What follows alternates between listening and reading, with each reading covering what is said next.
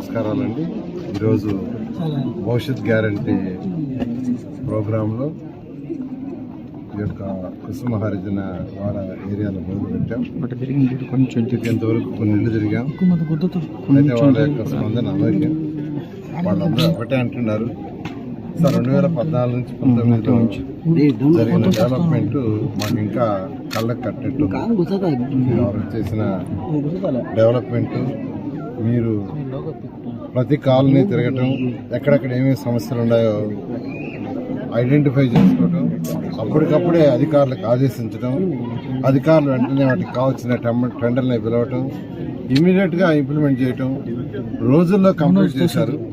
రోజుల్లో 5 సంవత్సరాలు కాదు, నెలలు కాదు, ఖచ్చితంగా మా అందరికీ అది కళ్ళకు కట్టినట్టే ఉంది. మీరు మాకు చెప్పబడలే ఏం చేసింది మీరు చెప్పబడలేదు మాకు తెలుసు అని వాళ్ళే చెప్తున్నారు. నిజంగా ఎంత ఆనందంగా ఉందంటే అంత ఆనందంగా ఉంది. జనరల్గా ఏంటంటే ఓట్లు పోయినప్పుడు మేము అది చేసాం మా కోటేయండి అని అడగాల, కానీ ఇక్కడ రివర్స్గా ఉంది. వాళ్ళే మీరు అండర్గ్రౌండ్ ఎండ్ రోడ్స్ ఆ పదమే అసలు యాక్చువల్గా నెల్లూరు 54 డివిజన్లో అందరి మైండ్లో ఫిక్స్ అయిపోయినట్టుంది. ఎండ్ రోడ్స్ అంటే ఈ చివరి నుంచి ఆ చివరి దాకా ఎందుకు రోడ్లు వేసామంటే మట్టి లేని రోడ్లు ఉంటానికి. అంటే రోడ్లలో కార్లు కానీ, బస్సులు కానీ, సైకిళ్ళు కానీ, ఆటోలు కానీ ఏవైనా దుమ్ము లేకుండా ఉండాలంటే ఎండ్ రోడ్స్ ఉండాలి. ఆ చివరి నుంచి ఈ చివరికి, ఆ చివరి ఒక 5 అడుగులు, ఈ చివరి 5 అడుగులు వదిలేసిన 2 వెహికల్స్ వచ్చినప్పుడు ఒక వెహికల్ మట్టి మీద పోయి మన రోడ్డు మీద తీసుకొచ్చి చదువుతుంది. ఆ వెనకాల వచ్చేది దాన్ని తొక్కుంటా పోతాయి, దుమ్ము లేస్తుంది. దుమ్ము లేని నెల్లూరు సిటీని చేయాలని ఆ రోజు ఎండ్ రోడ్ ప్లాన్ చేశాం.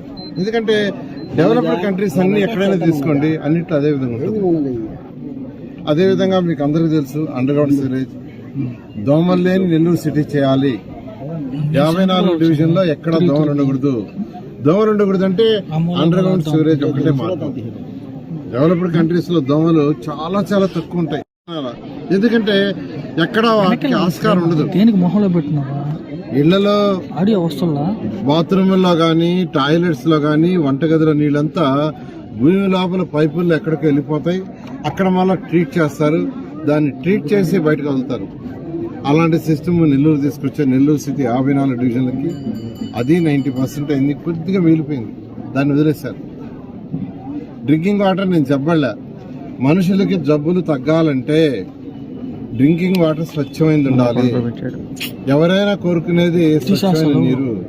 ప్రతిరోజు ప్రతి ఒక్కరు అంటే ప్రతి మనిషి బతకాలంటే నీరు అనేది మస్ట్. నీరు అనేది లేకుండా ఎవరు బతకలేరు. ఆ నీరు స్వచ్ఛంగా ఉంటే సగం జబ్బులు తగ్గుతాయి.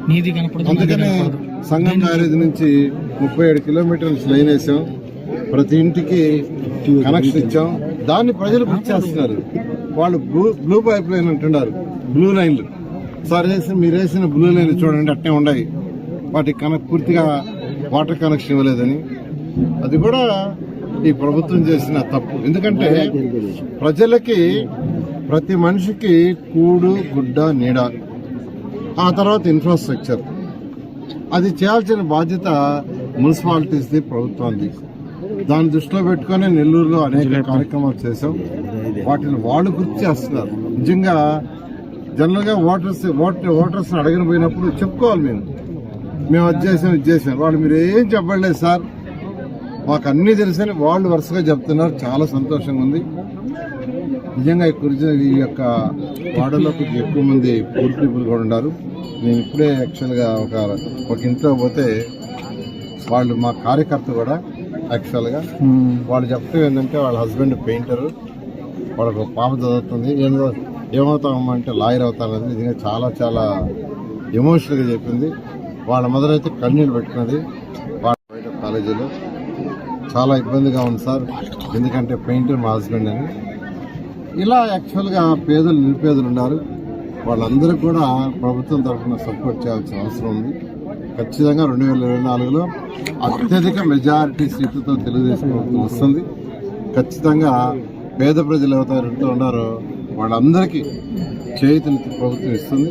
అదేవిధంగా యువతను దృష్టిలో పెట్టుకుని డెవలప్మెంట్ యాక్టివిటీస్ అంటే ప్రత్యేకంగా small scale industries, large scale industries, medium scale industries ఈ 3 ఉంటాయి. ఎవరైతే తక్కువ పెట్టుబడి పెట్టుకోవాలో, అసలు పెట్టుబడే పెట్టుకోలేదో వాళ్ళందరికీ స్మాల్ స్కేల్ ఇండస్ట్రీస్ డెవలప్ చేసి బ్యాంకుల ద్వారా సపోర్ట్ చేయటం. మీడియం స్కేల్ కొంత పెట్టుబడి పెట్టుకోగలరు, కొంత బ్యాంకుల ద్వారా ఇప్పించడం. లార్జ్ స్కేల్ అంటే వాళ్ళు పెట్టుబడి పెట్టడం అలాంటి పబ్లిక్ ఇష్యూస్ ద్వారా ఆ విధంగా మీడియం స్కేల్ అంటే large scale and small scale ఆ ఇండస్ట్రీస్ డెవలప్ చేయడమే చంద్రబాబు నాయుడు యొక్క మెయిన్ ఉద్దేశం. గత ప్రభుత్వంలో కూడా మేజర్గా చేశారు. ఖచ్చితంగా నేను నెల్లూరు సిటీలో కూడా నెక్స్ట్ టైం వచ్చినప్పుడు ఖచ్చితంగా రేపు 24 ప్రభుత్వం వస్తుంది.